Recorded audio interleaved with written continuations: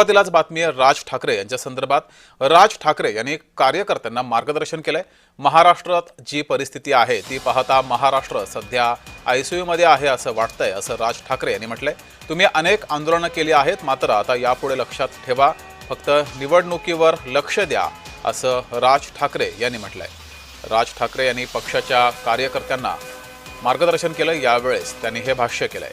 सध्या महाराष्ट्र आयसीयू मध्ये आहे असं राज ठाकरे यांनी म्हटलंय। यापुढे राजकारणही लक्षात ठेवा, निवडणुकांवर लक्ष द्या, असंही राज ठाकरे यांनी कार्यकर्त्यांना मार्गदर्शन केलंय। अधिक माहिती घेऊया, आपले प्रतिनिधी जय पवार आपल्या सोबत जोडलेत। जय, राज ठाकरे यांनी कार्यकर्त्यांना मार्गदर्शन केले, यावेळेस त्यांनी निवडणुकांवर लक्ष द्या असं विशेष विधान केलेलं आहे।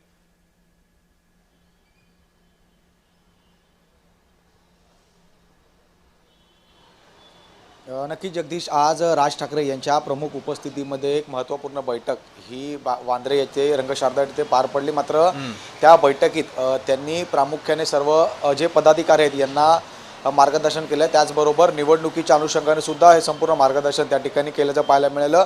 मात्र दुसरीकडे आपण पाहिलं की येत्या 3 ते 4 वर्ष हे निवडणुका नसल्यामुळे त्यांनी शहरासोबत आता ग्रामीण भागात सुद्धा कार्यकर्त्यांना किंवा पदाधिकाऱ्यांना पोहोचण्याचं आव्हान त्या ठिकाणी दिल्याचं पाहायला मिळतंय। जितके जास्तीत जास्त संघटना वाढवता येईल तितका वाढवण्याचा प्रयत्न सुद्धा करा, असे सुद्धा आदेश राज ठाकरे यांनी दिले। त्याचबरोबर लोकांची नावं ही संघटनेमध्ये घ्या, लोकांच्या घरोघरी पोचा, लोकांच्या समस्या जाणून घ्या, लोकांपर्यंत पोहोचण्यासाठी जे काही उपयोग पडता येईल ते सर्व कार्यक्रम घ्या किंवा असे अनेक प्रश्न जे आहेत ते त्या ठिकाणी त्यांनी उपस्थित केले। त्याचबरोबर प्रामुख्याने ज्या पद्धतीने आता गुढीपाडवा मेळावा हा राज ठाकरे यांचा शिवतीर्थ या निवासस्थानी या मैदानावरती पार पडणार आहे, त्या संदर्भात सुद्धा त्यांनी वक्तव्य केल्याचं पाहायला मिळालं। त्याचबरोबर मराठी भाषा दिवस सुद्धा मोठ्या उत्साहाने साजरा करण्याचे आदेश राज ठाकरे यांनी प्रामुख्याने दिले। त्यामुळे आजच्या या बैठकीनंतर आता पुन्हा राज ठाकरे हे गुढीपाडवा मेळाव्यानिमित्त सर्व मनसैनिकांना असेल किंवा कार्यकर्त्यांना संबोधित करणार, तर त्यावेळी नेमकं पुढे काय नेमकी दिशा ठरवली जाते, मनसेच्या माध्यमातून पुढची यापुढे काय भूमिका असणार आहे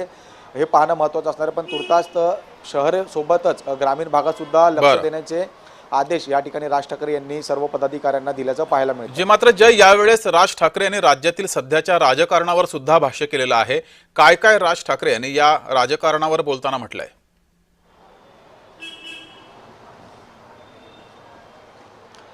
निश्चितच राज ठाकरे यांनी आज भाष्य करताना प्रामुख्याने 2 उदाहरणं या ठिकाणी समोर केली। ज्या पद्धतीने गेले 50 वर्ष काँग्रेस ही सत्तेत होती, मात्र त्यांना सुद्धा या ठिकाणी पाय उतार जो आहे तो 2014 मध्ये करावा लागला। अशाच पद्धतीनं येणाऱ्या निवडणुकीमध्ये सुद्धा आता भाजपला यामध्ये पाय मागे घेता येईल का, अशा एक त्या संदर्भातलं वक्तव्य राज ठाकरे यांनी केलं आहे। आणि आपण सुद्धा सत्तेत येऊ शकतो आणि जर त्या संदर्भात आपण काम केलं, संघटना बांधणी केली, लोकांपर्यंत पोहोचलो, तर उद्या येत्या काही निवडणुकांमध्ये सुद्धा मनसे ही सत्तेत येऊ शकते, असे सुद्धा आश्वासन राज ठाकरे यांनी व्यक्त केलं। त्यामुळे या सर्व गोष्टी लक्षात घेता राज ठाकरे यांनी आजच्या या संपूर्ण बैठकीत मार्गदर्शन केल्याचं पाहायला मिळालं। ठीक आहे जय, तुम्ही असेच जोडलेले रहा।